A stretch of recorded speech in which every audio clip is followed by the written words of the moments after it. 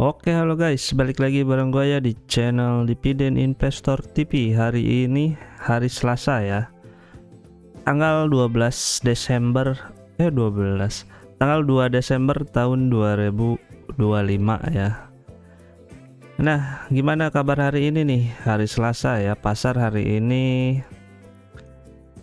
ya masih saham-saham konglo lah ya yang lagi main ya, lagi hijau. Terus IHSG-nya naik apa turun ya? Oh, naik ya. Naik lumayan ya, bagus, konsisten 0,8% ya hari ini. Berada di 8.617. ATH lagi bukan nih? Iya ya, ATH lagi ya. Wah, mantap nih, 9.000 bentar lagi ya. Tapi nggak ngaruh lah ya ke saham-saham yang berfundamental bagus. Jadi yang naik ditopang oleh konglo lah ya. Nah, transaksi hari ini valuasinya di 20 triliun ya.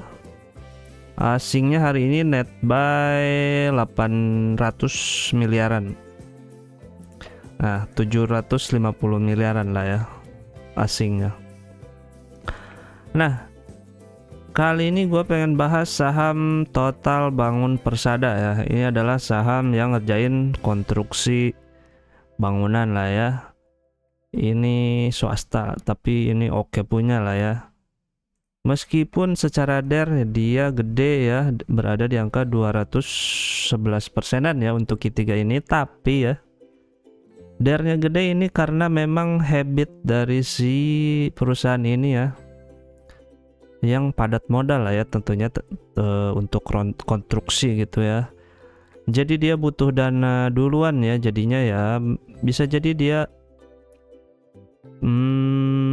memanfaatkan banking ya untuk sebagai modal awal dia ya. Jadi untuk ngerjain suatu proyek kan butuh dana yang gak sedikit lah ya. Terus kan yang bayar proyek biasanya kan nggak langsung bayar semua di awal ya, pasti per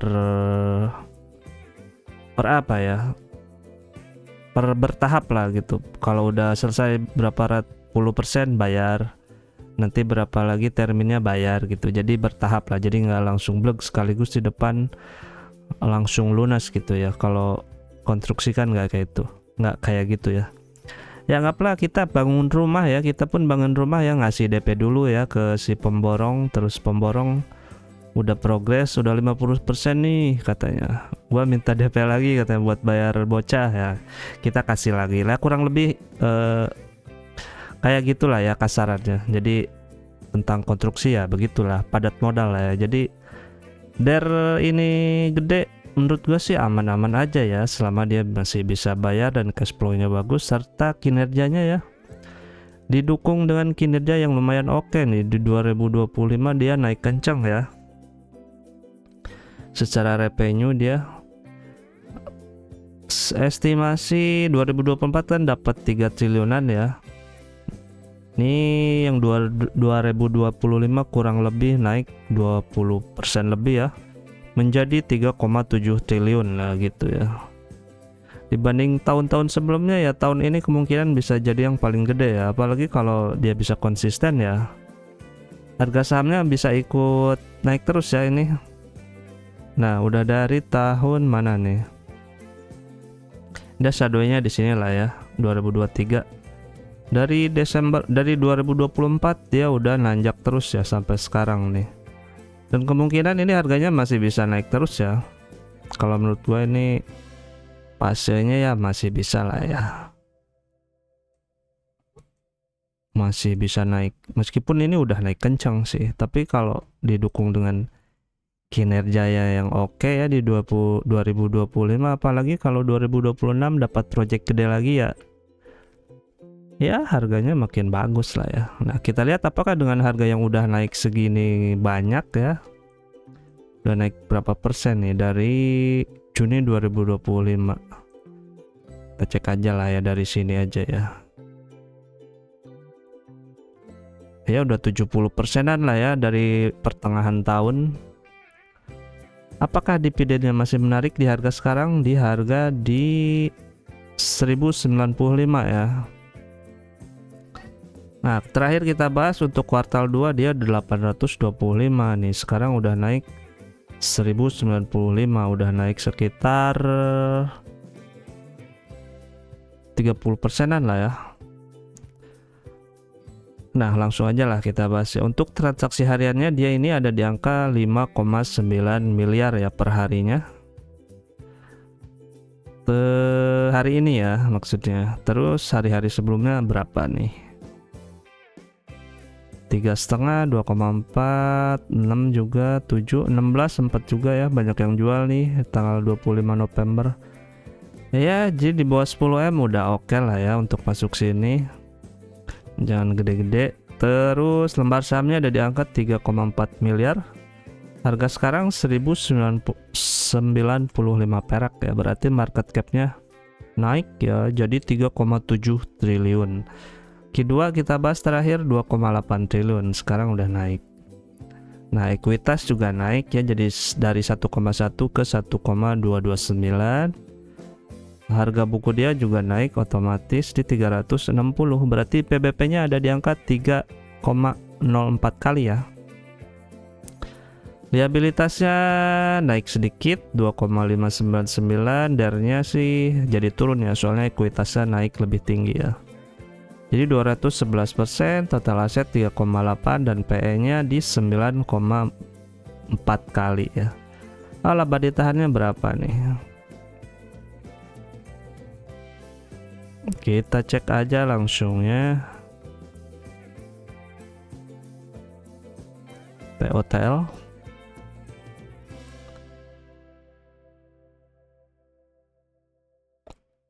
Satuannya apa nih? Rupiah dalam ribuan, oke.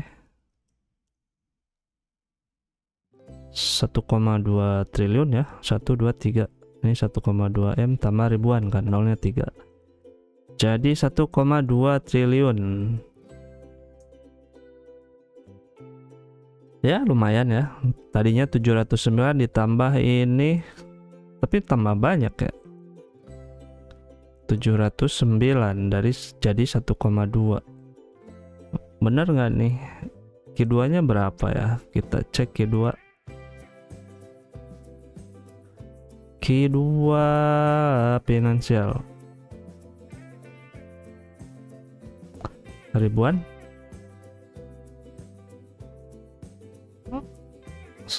Oh, gue salah lihat kali ya tadi.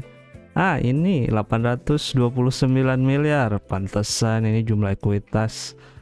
Pantesan kok ngelonjaknya jauh. Mana 829 miliar ya. Sorry coy.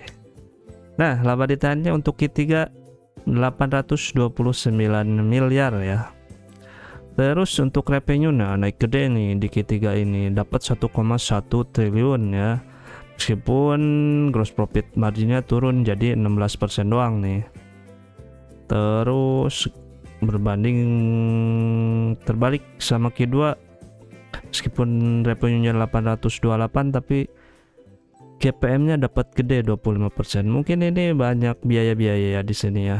Lalu cek aja lagi di LK-nya ya. Net profit marginnya 10% ya, dapat 121 miliar. 10% lebih sih, hampir 11. Berarti secara EPS untuk Q3 ini dapat 35 ya. Nah, berarti total secara anualis 115 gitu. Sebentar kita jumlahin.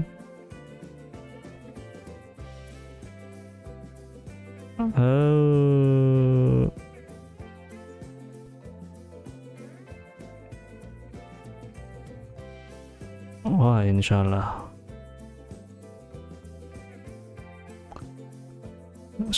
Mana sum? Andaikan di Q4 dapat 35 lagi jadi berapa ya? 121, sementara ini anualis 115 ya. Nah, kalau dia dapat 35 lagi bisa lebih gede nih, 121 ya. Tapi anggaplah kita jangan muluk-muluk dulu ya, nanti kecewa. Nah, secara nulis 115 ya kurang lebih. Terus payout rasionya berapa nih? Tahun terakhir ya 96% ya tahun kemarin ya. Dia baginya Juni setahun sekali ya. Nah, 96% kali 100, ini 115 ya, cuma dibuletin. Kali 115 berarti dividen yieldnya kurang lebih dalam rupiahnya 111 ya.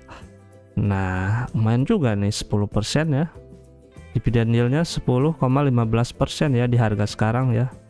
Dan masih ada kemungkinan naik lagi ya, meskipun ini udah naik kenceng ya. Tapi kalau kinerjanya oke ya, kalau fundamentalnya bagus ya gitulah. Kalau saham Punda bagus ya naik juga harganya gitu. Ada alasan yang logis lah buat kita ya. Beda dengan saham Konglo dan saham gorengan ya. Dia harus ada berita-berita atau isu-isu yang dilempar ke media-media ya, agar bisa digoreng tentunya. Nah, berarti harga warasnya ada berapa nih? Ada di angka 1111 sampai 2200 ya. Masih sangat di harganya ya. Apalagi kalau lu beli kemarin di 825 udah dapat 30% sendiri nih. Udah 3 tahun lah ibaratnya. Udah dapat 3 tahun dalam berapa bulan ya, itu udah sangat bagus. Lu taruh 100 juta dapat 30 juta dalam 6 bulan. Ya why not lah ya kalau udah untung segitu ya.